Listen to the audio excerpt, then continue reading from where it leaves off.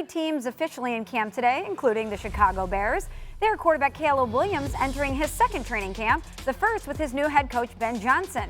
Courtney Cronin joining us now from Bears camp. And Courtney, what's the mindset shared by the coaches and players as the Bears get ready for their first practice tomorrow?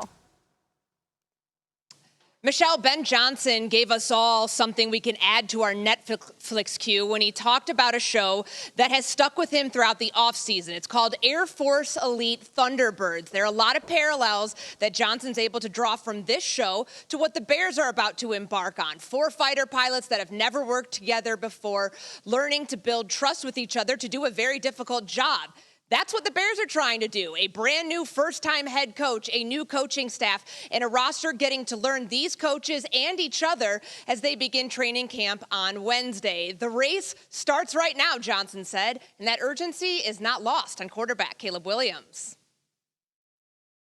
As we know, we're not looking too far ahead, but as we know, we have the Vikings first game Monday night, 8 p.m. So obviously, you don't look too far ahead, but you do understand that time, you're on a time limit. And so the race is here. And so we have to, we can't pout about the long days. And when those times do come about, we got to correct it and we got to move on and we got to, find a way to get past that, the pouting or the anger or the complaining and understand where we're at and what we need, where we need to be.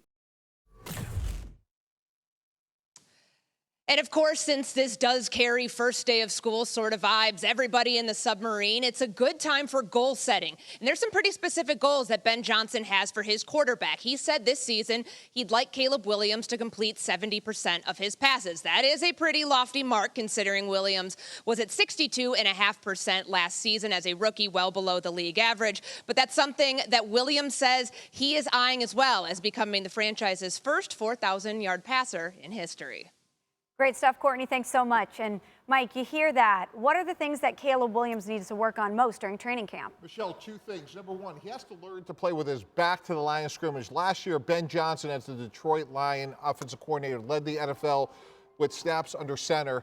And that's something that takes a little while to get used to. Caleb Williams did that very infrequently, only had 8 snaps in college when he was actually under center. And when you talk to quarterbacks, it just takes a while to get used to doing that. And then secondly, and D. Wood, you can appreciate this, he ran himself into a lot of sacks last year. And what I mean by that is he would escape the pocket backwards. Offensive tackles are taught to push defensive ends past the line of scrimmage.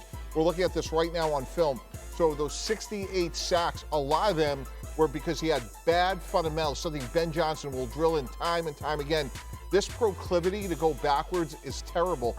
If he just learns to set his back foot and climb the pocket, which is really just fundamentals of playing the position, those 68 sacks will go down. Well, and we saw what the Chicago Bears did this offseason under Ben Johnson, where they rebuilt the interior of the offensive line, because the interior of the offensive line is responsible for the depth in the pocket. And what you want to see from a guy like Caleb Williams is you want to see him climb up in the pocket and deliver these throws. And I think the biggest thing with Caleb Williams, he got to be more of a timing and rhythm type of guy. Ben Johnson, laid out the goal of 70%. Well, there's only 5 quarterbacks all of last year in the National Football League that completed 70% or higher. So there's a lot of work that needs to be done with this young man, but he has the head coach and he has the players around him to get it done. Well, they better get to working because the Bears have the 3rd hardest schedule in the NFL this season. They face 10 playoff teams from last year. Colts report for camp today, including their quarterback Anthony Richardson, who was shut down in the spring with shoulder soreness. Colts owner Carly Ursay-Gordon clearly still believes in the 4th overall pick, saying, quote, "Where he is in his career and in his rookie deal, we still have time. He still has time to prove it. Bring a sense of urgency, and nothing brings a sense of urgency more than competition." Indy GM Chris Ballard showed his support for Richardson today as well. Do you think people regret Baker Mayfield's timeline, Sam Darnold's timeline? Sometimes you got to have a little patience with a guy and let them grow through things. Like if you just know this guy, no, he can't do it. But if you think, hey, he's on the right trajectory, why are you going to flush him just because people outside think you should flush him? I don't agree with that. I think we need to give Anthony every chance to be the best he can be. And I think it can be really good, but things got to come together. Let's bring in Adam Schefter with the latest. Adam, what's the plan for Anthony Richardson at training camp? Well, Michelle, clearly the Colts still are holding out hope that Anthony Richardson can be the type of player that they thought they were getting when they drafted him with the 4th overall pick. But they are not completely counting on that because they did sign Daniel Jones to a deal that pays him more money this season than the Pittsburgh Steelers are paying Aaron Rodgers. They're paying Daniel Jones $14 million. And so they want Anthony Richardson to come back, but they obviously had to buy some insurance in the event that he couldn't. And so, yes, they're still hoping that he can develop into somebody like Baker Mayfield or Sam Darnold. But let's remember, Mayfield and Darnold went elsewhere, aside from the teams that drafted him early in the draft before they achieved success. The Colts still are hoping he could do it in Indy, but they have backup in the event he can't. You know, Adam, I really believe what Chris Ballard said because you could also throw Geno Smith in there where he was also on his 4th team until we saw proper sort of development. And I think what Chris Ballard's saying is like, look, quarterbacks develop on different timelines. When we drafted Anthony Richardson, he had only started 13 games. And if we talk about the tape sets the floor and the character sets the ceiling, you can go back to Jalen Hurts, who came out 52% completion his rookie year, 68% last year, Super Bowl MVP. And I'm not saying Anthony Richardson is a Super Bowl MVP, but Chris's point is well taken, which is the context of quarterbacks develop differently, and we would be sick if we moved on from him and he was productive someplace else. We're going to be patient and take the long view, which I think is appropriate. I think two things applies to this situation. Number one, the quarterback hasn't been able to stay healthy. Okay, you do no good with me. You do no good as a veteran in that locker room. You're in the cold tub all the time. That's number one. Number two, Michelle, follow the money. The money will tell you what people are thinking in this league. And Adam talked about it with Daniel Jones signing a $14 million deal. That's telling you everything you need to know about what the Colts brass really think about this situation with the competition between Anthony Richardson and Daniel Jones. What should we know about where things stand with the Cowboys and Micah Parsons? Well, at one point in time, the conversations were progressing, and that seemed to be a time when there were conversations between Jerry Jones and Micah Parsons that Jerry Jones alluded to at the NFL spring meeting down in Palm Beach. And then, of course, it didn't include Micah Parsons' agent, David Modetta. And Micah came out and said there's going to be no deal without my agent involved. Initially, he wasn't involved. And so I think the Dallas Cowboys at one point in time felt like conversations were moving in a direction that all sides were comfortable in. And then, obviously, they hit pause, and then they took on a different tone, and they've been unable to recapture that momentum, and it's been quiet, as Micah Parsons himself just said there. Not a lot of conversation going on. Now, there was in the spring, but there's not now. And once again, the Dallas Cowboys are waiting on another deal because there haven't been a whole lot of conversations this summer.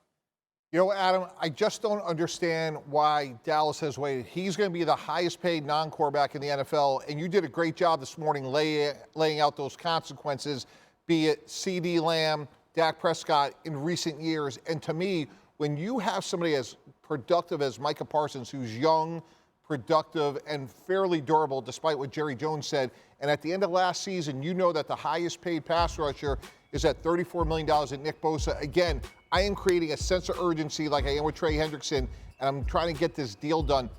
$7 million a year at a minimum. We saw guys like DeMarcus Lawrence go to Seattle, Jordan Lewis go to Jacksonville. And when we're in an arms race to keep up with Washington and certainly Philadelphia, those are good football players. So Micah Parsons is going nowhere, but their strategic decision-making has massive consequences. And when we're talking about a team that's on the outside looking in, they may look back and say, wow, by waiting guys 4 or 5 months, that cost us really good football players. You know, I look at this whole situation, I just laugh. I honestly, Michelle, I just laugh because we could get all up in arms about Jerry Jones waiting, but ultimately, you know what he does at the end of the day? What? He ends up signing his stars. Of course. He'll pay overpriced because Yep. that's what Jerry Jones does. He overpays for his guys. But that hurts them, D-Wood. I understand that. But Jerry Jones, see, you got to understand, Jerry Jones is sitting back at all this stuff and he's just laughing because he eats it all up. He eats it all up because at the end of the day, you want me to tell you what Jerry Jones thinking in his mind? What? Jerry Jones, I've won 3 Super Bowls. I'm in the Hall of Fame. Nobody can tell me anything. I own the Dallas Cowboys.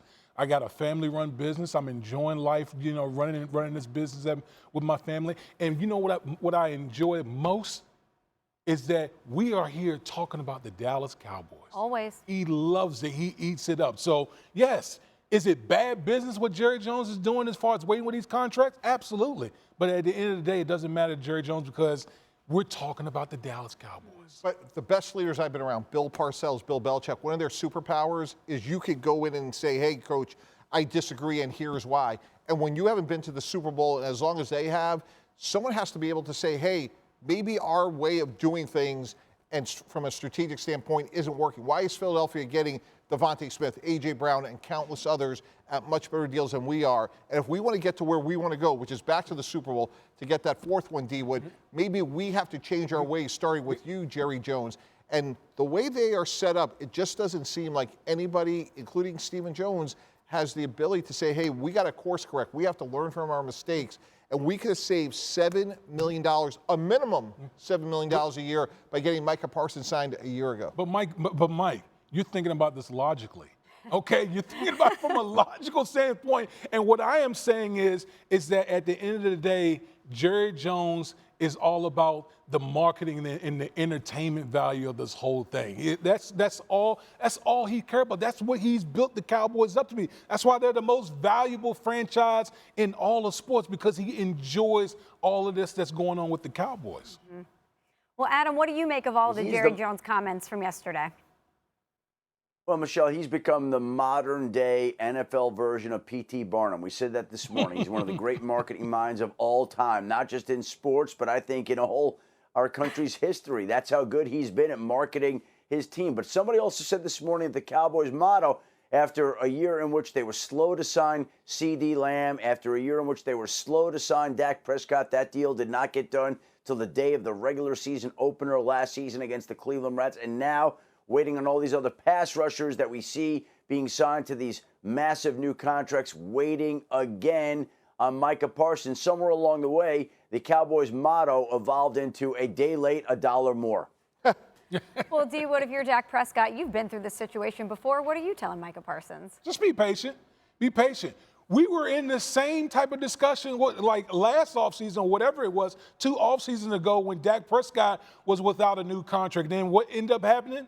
Literally the day before the regular season, he signs the biggest deal in NFL history. So if you're Dak Prescott, you just telling Michael Parsons, hey, just wait, because Jerry always pays his stars. That's what he does.